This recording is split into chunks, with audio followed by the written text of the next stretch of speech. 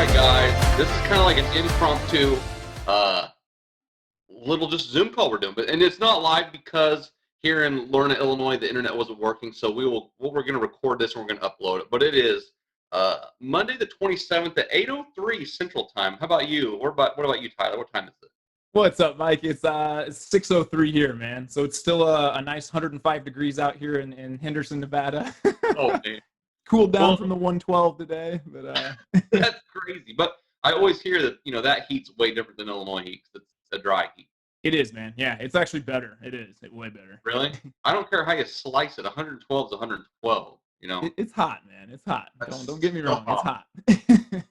That's awesome. But so, guys, I asked Tyler to be on here because we started this StructureYou 3 or 4 months ago, and since then, that's where Tyler and I have met. Through another guy on here, and when I look at some of the stuff he's sharing on Facebook and stuff like that, I'm like, and the dude's just fit, and I'm like, what a great month and time to talk to this guy. So, he and I talked for about 5 minutes before recording this, but we've also, besides a few text messages, we never talked to each other. So this is kind of like a little meet and greet, like we're having a cup of coffee or something. But I noticed whenever Tyler was posting stuff, he was always mentioning this book, Atomic Habits.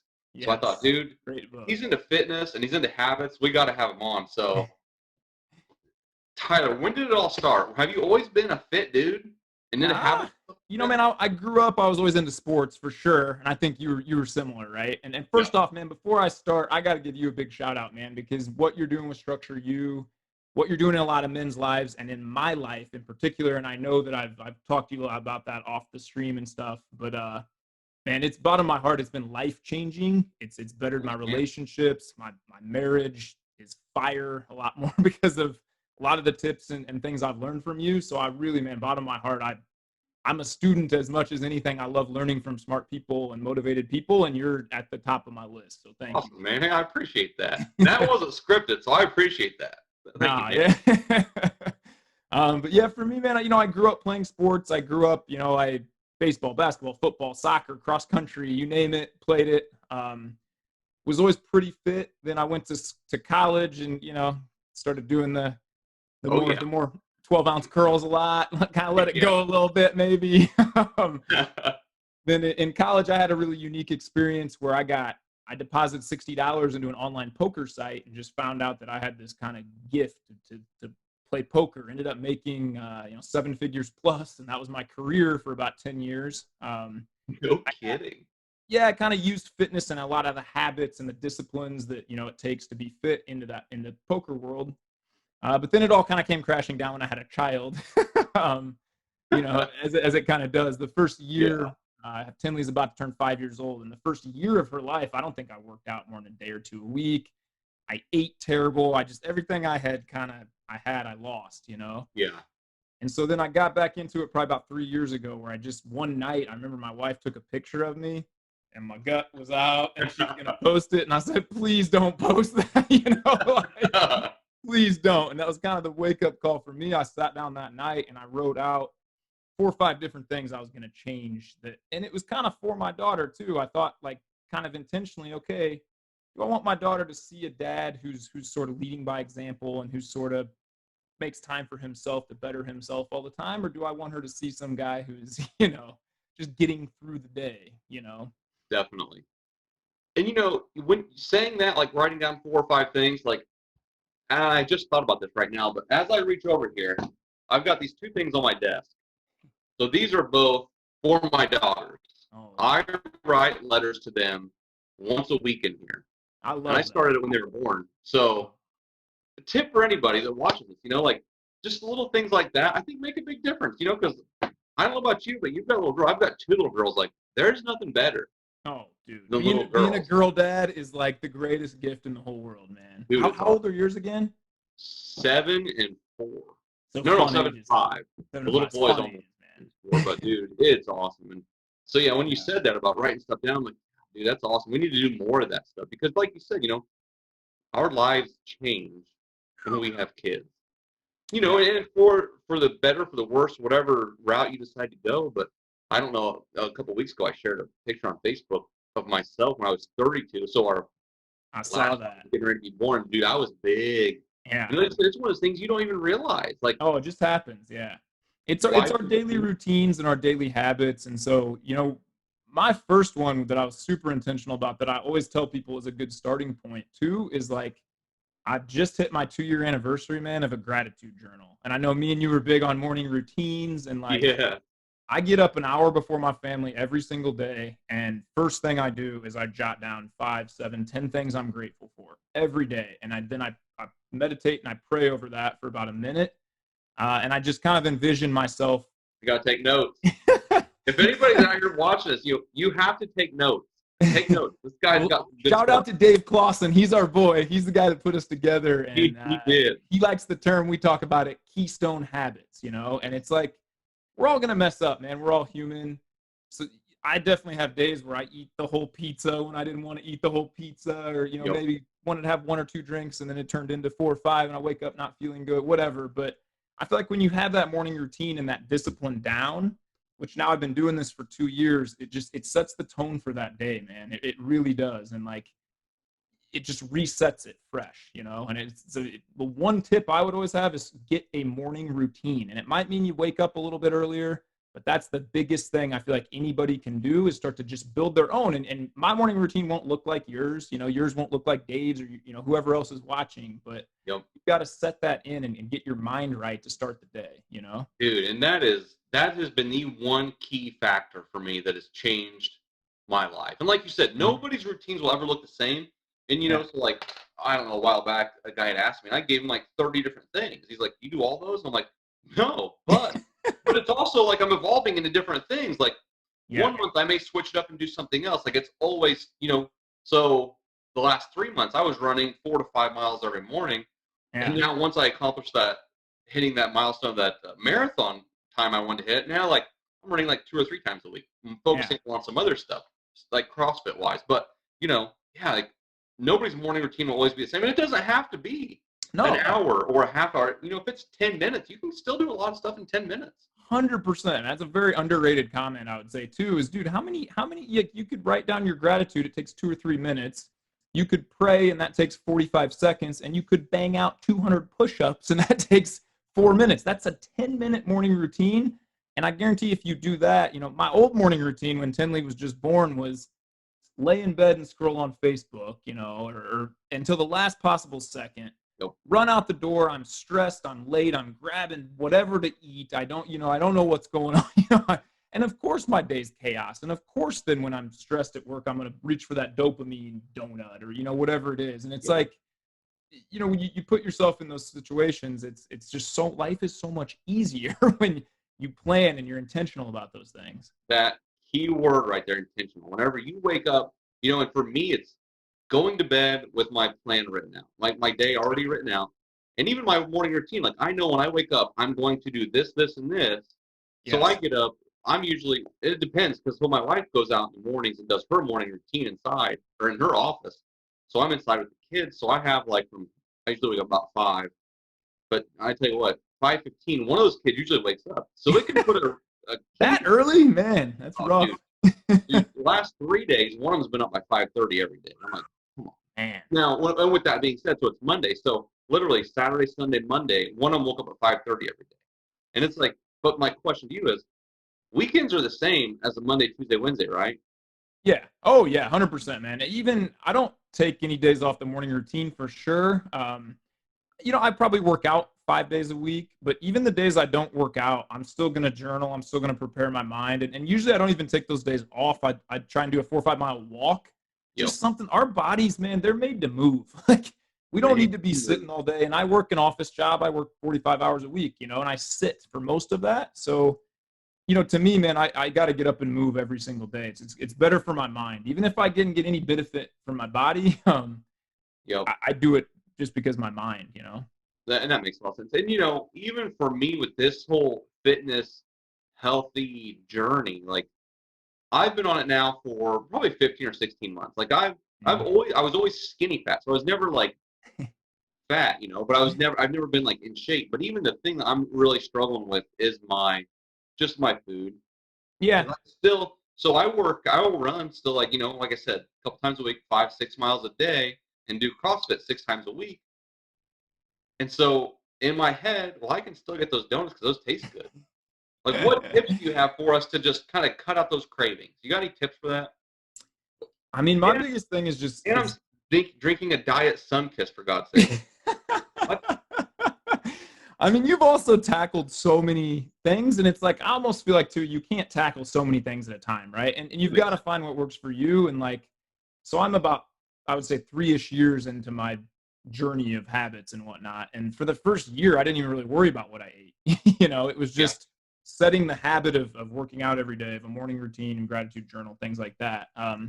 Now, man, I've played with a lot of stuff, and you had a nutritionist on. I forget his name.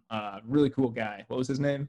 Oh man, Justin Lawrence. Yeah, go back and watch him if you haven't watched it. But I learned a lot from him too. And like, I feel like I'm a lifelong student. I want to learn, like I mean, this is going to sound crazy to a lot of people, but like 8 months ago, my wife and I, we unplugged Netflix, HBO Go. We don't have cable. We don't have TV. And it had zero to do financially. It was just, I'm the CEO of my life. Right. And so I said, coming into 2020, I'm going to create and not consume. And I found myself consuming way too much. I'd eat bad food when I was watching these Netflix binges and stuff like that. And so just playing around with what works for you, man. And for me, I've been tempering a lot with intermittent fasting lately. Yep. So at least one day a week, I've been fasting like 16 to 20 to 24 hours. And that's been good. And it's really been good for my mind too, to just show myself, I don't need that. I don't need to reach for that. We're in a weird time in our society. I think we're like kind of the first people ever, maybe a couple generations before us, but you think, man, humans have been on this planet for like 50,000 years, right? And it's only been the last 40 or so where like all of our sort of temptations are of abundance, like it used to be a really good thing if you could get some sugar to eat, because you might not get that for another 2 months until you went and on berries in your journey hiking or whatever, So our brains are kind of wired, and we've evolved that way to crave that stuff. And so you've really got to be super intentional. Atomic Habits has helped me a lot with that too, where, dude, 90% of the joy you get, if you study a brain scan, 90% of the joy you get before you eat that big chocolate, whatever it is, it lights up before you eat it. You only get 10% of the pleasure as you're eating it, and then you get like 80% of the remorse afterward, Yeah, you have those shameful feelings afterwards. It's like, it wasn't even worth it. Right. And not that you can't live, man. Trust me. I had a pizza last night with my daughter. Probably once a week we have ice cream. I'm really like an 80-20 guy. I meal prep every Sunday. You talked about it a little bit too. I meal prep grilled chicken, lean turkey burgers, whatever it is, and veggies. And that's all I eat for my lunch. So that was a big thing for me. I snacked at work a lot, and I'd get stressed. I manage a bank, so I retail clients and things like that. I'd get stressed, man, and I'd eat cookies, donuts, whatever. So I 100% cut that out. I don't snack at work. I only eat what I pack. And I'm pretty more loose like when I'm at home. We don't keep a lot of bad food around, but I'll get ice cream once a week, man. It doesn't, I'm not going to sweat that, So we've kind of been all over the place, which is awesome. I love it. Give me your thoughts on mindset, because like you mentioned, in this crazy society, the world we're living in now, I think a lot of people are struggling with just having a positive mindset on different things. And a guy reached out to me before we started this, or I reached out to him and we were talking about it. And he said, I would like to start a business. I'd like to do this. I'm just struggling with my positive mindset and just taking risks. And I've been following you for a little bit. I know that you're a positive dude. Like, do you accredit it to Atomic Habits, like being just a positive person? I've always been positive. If you ask my fit growing up, I've just always been a glass half full person. Mm-hmm. But I do think that I've intentionally worked pretty hard, especially in the last few years, to develop that even more. Part of my 30, 45 seconds every morning, my daily routine is I'm meditating and I'm closing my eyes, and I put up barriers that when negative thoughts come in, when those self-defeating thoughts come in, I'm kicking them out. I'm kicking them out. When I hear I can't, I don't have time, I create time. It's changing. What's that say? Dude, StructureYou. So have you heard of this routine? That whenever you have a negative thought that enters your mind, because your brain doesn't like pain. So it associates that negative thought with pain. And so instantly, whenever I have a negative thought towards anything, I'll snap that. And then I I have an affirmation I tell myself, Mike, you're a strong, healthy man who, all this stuff. And so, dude, I've got more of these. If anybody wants one, shoot me an email. Shoot me your email address. I'll get them out to you. I love that, man. That's great. That's super. That's a great tip. And I think another thing that both of us, we could probably talk all day about, and we've talked off stream a lot, is our faith is a big part. And huge. And faith is so personal that, like, dude, I have hundreds of friends that are atheists, and we're still great friends. Everybody's where they're at on their journey. I never judge anybody. I know you're the same, and I love that about you. And talking off stream a little bit before here, we can't judge anybody, because I think me and you both kind of did the party thing, did some of the stuff maybe we're not proud of back in the day. But I always have this saying that you can't worship and worry at the same time. And I kind of made a video about it a few days ago and put it on my Facebook, where I just had one of those mornings where I woke up, man, and everything, I was just anxiety up to my neck. I couldn't breathe. It was one of these really bad days, Yeah. Dude, I went out to my car and I blasted praise music and I gave it over to God. And I tell you what, man, 10 minutes later, I was having the best day of my life. I ended up having one of the best days of my life. And to me, God is inside me, man. He gives me that power, And so if I'm going to choose to be negative, I'm making that choice. Like, he kind of told me that morning, like, hey, Tyler, you want to wallow in self-pity? You want to have a pity party? You go ahead. But just know that any minute, you can snap it around. I'll give you that power, And it's something we don't talk about a lot. We go to church, we sing our songs or whatever, but man, the Spirit of God lives in us, and that's a big deal. Like, we can access that power at any time. And so to me, that's probably my number one secret weapon to staying positive too, And like you said, it makes complete sense too. Like, we both, like we talked, we've done some things that we're not proud of. And, Sure.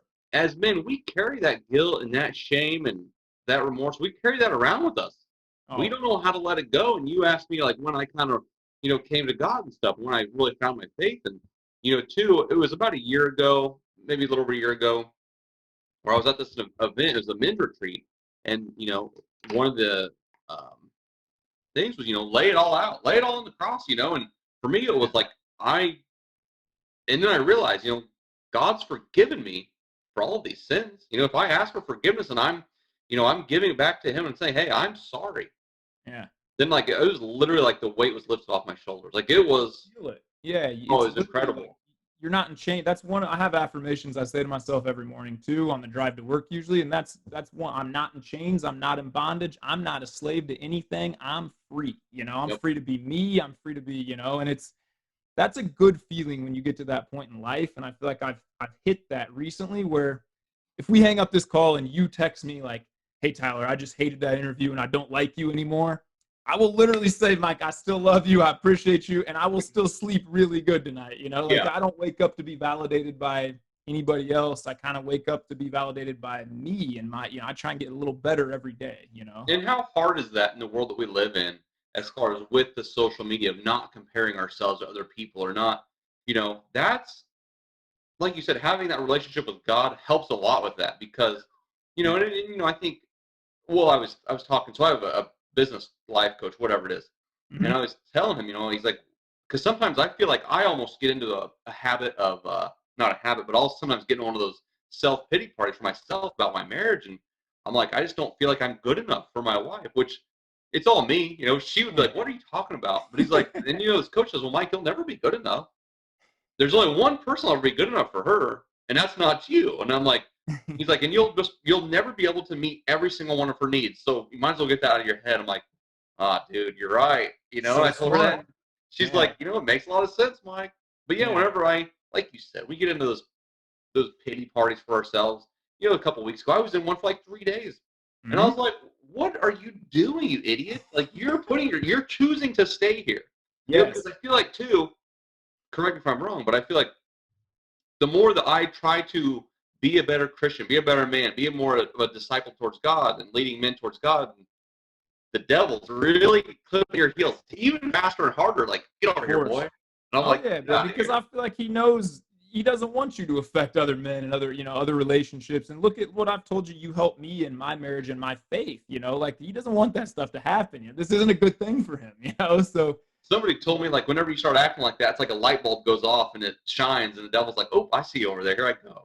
I once heard a good analogy that's like, playing football or whatnot, that the enemy is sort of like a defensive coordinator, you know, and he's sitting up there just watching you, and he's going to examine you, and he's going to know the areas you're weak, and he's going to bring those into your life. And so that's again why it's so important to have these disciplines and have this strong mindset and work on it. The same way, man, that we work on our biceps and our, you know, our abs and everything. You got to work on your mind every single day. And I think any day that you're not, man, you're falling behind. You're either getting 1% better every day or 1% worse. And so it's, to me, that's a choice we're going to make every day, you know? Amen to that. Another thing I want to touch base on, and I love it that we're all over the place here, because I think guys can get a lot of good stuff out of this. But you talked about being the CEO of your life. You know, I had a guy recently tell me that when it came to his friends, he considered them his board of directors. That's smart. You know, and when you said CEO of your life, it made me think about that, because we always, you know, like I've talked about here recently, like, you know, you are the 5 people you hang out with the most, or, you know, what's that saying? Yeah. In 2 years, you'll determine where you're going to be because of the 5 people you hang out with the most and the books you're going to read in those 2 years, and see where you're going to be at, you know? Yeah, 100%. You try to keep a good group of friends around? Yeah, of course, man. One big thing that happened to me too, I didn't mention before, but it was 3 years ago, and I'll give a shout out because I know they'll watch this, man. Jim Alberts and Phil and Kent and Blake and Zach, just really good group of 5 or 6 men. Most of them from the church, but not all of them, man. We had a couple guys that were atheists in the group, whatever. We had, but it was an amazing group of guys who we shared goals with, and it was the first time I made these relationships that were outside of just like, you know, drinking a beer and watching a game together. You know, like we started sharing life together, and then when you start to realize, like, hey, man, I'm not the only guy struggling in my marriage with this thing. I'm not the only guy struggling in my habits with it. I'm not the only guy struggling at work with this. You know, and then you start to help, like, kind of level each other up as you know, as that progresses and those relationships progress. And I only seek friendships like that, man. I don't really have that many. I mean, me and you, we've been friends for what, a couple months, and you know, we talk about deep stuff when we talk, you know, and I like that. Like, it, to me, that's what life is, man. I don't really care that, you know, the Bears won that much, as much as I care how you're doing, you know, and have you set goals, reach goals, keep going, you know, things like that. Like, to me, that's what matters, you know. Yeah, and you know, I think that those are all good points, because too, if you think about, like, how many of our friendships are just surface level? Hey, how you doing? Right. You know, and then Good. you know. You know, and I was telling my wife recently, I used to have a bunch of, like, just text message threads with people that were just nonsense.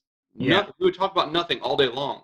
And now, like, if I look through my texts, like, they're all productive. Like, throughout the day, I'm talking to people, and it's like good conversations. Like you said, like, how are you doing? How can I help you? How can you help me? Like, and it's awesome, you know? Yeah, that's real, like, relational life, which is so great. And I feel like some people, I didn't know that was a thing until, like, my great buddy Jim introduced me to that, you know? And I'll forever be grateful. I tell him all the time. I've written him a gratitude letter, you know, where I just tell him, like, dude, you opened my whole world up just by that. And I think it just goes to show that's why we're all here, you know? Like, and again, I appreciate what you're doing so much, because if you can help one person, we've talked about this, like, dude, it's a win, you know? And if you help one person in their marriage and their relationships and their, you know, whatever it might be, it's such a win. And so, you know, I'm honored when I've had a couple people reach out to me and say, hey, that thing made a difference, you know, or whatever. And I know hundreds of people have made a difference in my life, you know? So I feel like when you get to the other side,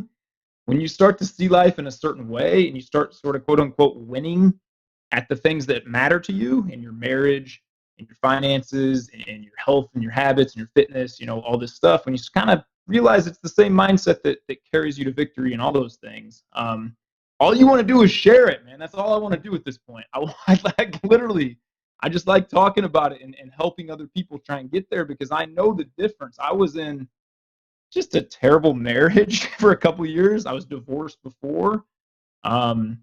You know, problems with alcohol, problems with other substances, you know, addicted to pornography for a long time. And just, you know, every battle I feel like I've kind of gone through, man. And God's put a lot of, you know, roadblocks in my way for sure. But once you sort of realize you have the power to overcome those, but it's intentional and it takes a while and it's not overnight, But once you get to that other side, I feel like you just have this sort of, all you want to do is share it, you know? Totally. And like you said, what I love about it is that, so like you said, you were in a mess there for a long time, but now that's becoming your message. Like you're able to Yeah. share that with people.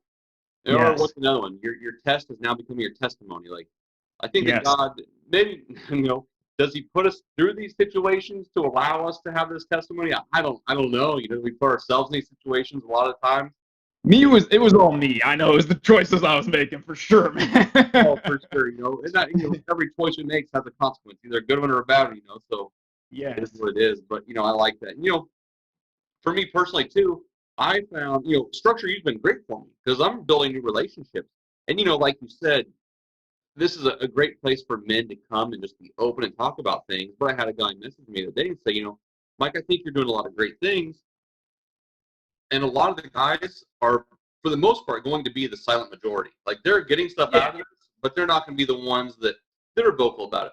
But that's my goal, is for guys to get more out of their comfort zone. Because like you said, whenever you can experience that true sense of freedom, it's like, hell yes. Like that's what I want people to experience, because whenever you go to your wife, be like, I'm struggling with this right now. And she's like, dude, let's work it out. I'm like, okay, let's do it. Your marriage goes to the next level. Oh, there's no better feeling, man. And my wife and I joke all the time. She's told me probably 10 times in the last 30 days, like, it's better than our honeymoon. We're coming up on 6 years, and it's just all the difference lied with me and my routines and some of the things I was doing, and how I wasn't leading, and how I was very passive. I was, I cared about more what other people thought of me than my own wife, and couldn't say no to anybody, and and didn't have those disciplines in my life. And once you start to break free, it's so much sweeter on this side. You just got to take the first step to start to get on this side. So what I heard was there that you took responsibility for your own life, and then things changed. Yes. Yeah. I've got an accountability partner that we text every morning at 5:15 in the morning, and for the longest time, and we talk a lot. And he says, when we had that running conversation, if our lives would just change, our lives would be so much better. If they would just, our lives would be perfect. We got it made. Yep. And then one day we sat down, and we're like, why don't we just start to change? How about we change our lives and see what happens? And like you said, now I'm just over 8 years in marriage, and my wife will tell you, our marriage is better now in the last year than it was for the first 8-9 years we were together. Yep. And I started changing, she started changing, and like now it's just like, it's almost like you can conquer the world whenever you have a spouse that's on board with you. Like, dude, when you have a supportive spouse, as opposed to you're always dueling and dude, a lot of our conversations were just, you didn't load the dishwasher right, stuff like that. Yeah. Now, man, I feel like we build each other up every day. Like and we have real conversations. I mean, even last week, man, we have some life changes coming up. We hired a sitter for 4 hours, and we just walked for 4 hours, and we hold hands, we looked in each other's eyes, we touch, we're sharing our goals, we're sharing our vision together. We're, every day, that's sort of what we're trying to work towards. And again, we still fight, when it's, you sit here and you think, oh, your life is really perfect or good. Dude, there's trials that come every single day, but it's just your mindset and how you choose to respond to them, Yeah. Yes. And that's awesome, and, for my wife and I, one of the things, and she said too, she said, Mike, I know now whatever comes up in our marriage, we can get through anything. And I'm like, dude, whenever she said that, I was like, we can do anything. Like, you are right. And you feel respected. I never really felt respected in my home because I didn't respect myself, to be honest. And like a big part of that is, even like, this goes on a whole different tangent, and I won't go on it that much because I know I'm out there everywhere. But for me, like, my wife couldn't really respect me because I didn't respect myself. I didn't have any boundaries with anyone else. I'd go to have one beer and I'd have 15 and not come home, and until I really hammered down the discipline in my own life, I wasn't really worthy of respect, to be honest, and now that I really respect myself a lot, the change at home has just been unbelievable. And it, that sounds like chauvinistic or whatever, but man, my wife is my teammate. I would die for her. She knows this, and it's just this partnership that's sort of becoming more beautiful every day, And you say, once you start respecting yourself, and again, when I pull up this book and I think of the self-image and how you perceive yourself and stuff like that, that hit home for me is how do I even see myself, And Yeah. for a long time, like you said, and we, I'll just say this, we both struggled with pornography, and we talked about that. Hmm. Now, one Yeah. of the things that was holding me back for years, because Me too. that was my go-to. I told you whenever I was growing up, like it was there. It was there when I needed it. Like it was a thing. Thanks, pornography. Yeah. You were there when I needed you. But then as I grew into a man, I'm like, this is not fair to my wife. It's not fair to my family. But it's Right. everywhere. Society has told us that pornography is normal, and it's Yep. not normal. If you and I are both godly men, we understand that it wasn't normal, but the chains on us. We were shackled to it there for a while, and once we Yeah. decided to own it, and we're like, no, no more. Done. My Yeah. family needs more. But on that same note, I feel like too, when somebody's like, well, that guy's an alcoholic, he should just stop drinking. Like, I understand now. I can sympathize with an alcoholic and say, dude, I get it. I see where you're at because I was there. Like any of Yeah. it, no matter what it is, even if it's binge watching Netflix, I don't care what it is, or overeating. Like, all of them are real. Like, it's a real Right. deal, 100%. Yeah, I totally agree with you, man. 100%. And I tell you, it's really cool, man. And it just shows how people influence each other. And, you were the one that gave me that push to say, dude, I can't name a porn star. It's not like I never felt guilty about it because maybe it was once or twice. It was never like, oh, this isn't a big deal. It's a stress reliever, whatever. But now that I've completely cut that out for a good amount of time and just will never go back and it's, like 100% out. I posted about it on my Twitter the other day, and dude, I had over 50,000 impressions, which a normal tweet will get 1,000. Really. I had men from 10 different countries private message me, doctors, CEOs of companies, lawyers, guys that said I've never told anybody this, but I'm a pastor and I struggle with this. Dude, I spent my day one day last week. I know I talked to you about it because I said thank you. I prayed with like 30 dudes over lunch break over this. That's all. I did one right after the other. I didn't really realize how big of a thing that was. But again, if you want to lead at home and you want to be that man, I think when we all close our eyes, we know who we want to be, right? Even a few years ago when I wasn't living it out, when you weren't really living it out, Mike Newhart knew who Mike Newhart wanted to be. Exactly. Yep. I knew who I wanted to be. And then it's just, okay, let's start to make plans. Let's start to connect the dots to get there, And then when you start waking up every day and you realize I'm getting closer, and you're never done. But, it's an amazing thing when you start living life like that, Good for you, man. That's awesome. I love to hear that because, and, I know as well as you do that. And there's a lot of men that probably live in self-denial and say, well, I don't struggle with that. Right. But, even with talking with dudes in this group, I know that there's a lot of dudes that have the same struggle. And it's a real deal. And, if anybody wants to talk about it, message me. Like, there's other dudes in here that are struggling with it. And, Yeah. And for the longest time for me, I didn't even realize that I wanted to get past it, I guess. I was just like, it's part of life. But then being godly in the back of my head, I was like, I feel like a monster. Like, if I can give my wife my cell phone and not feel like, oh, what are you gonna see? Like then I'm hiding something. But now, like, my phone, I'm like, look, I don't care. You can. Right. And again, that's the freedom. That's what you were talking about earlier, where it falls off. Like it's the freedom of you can be the same person around everybody. And like when you get to that point, when you start to get to that point, like I can have this conversation with you.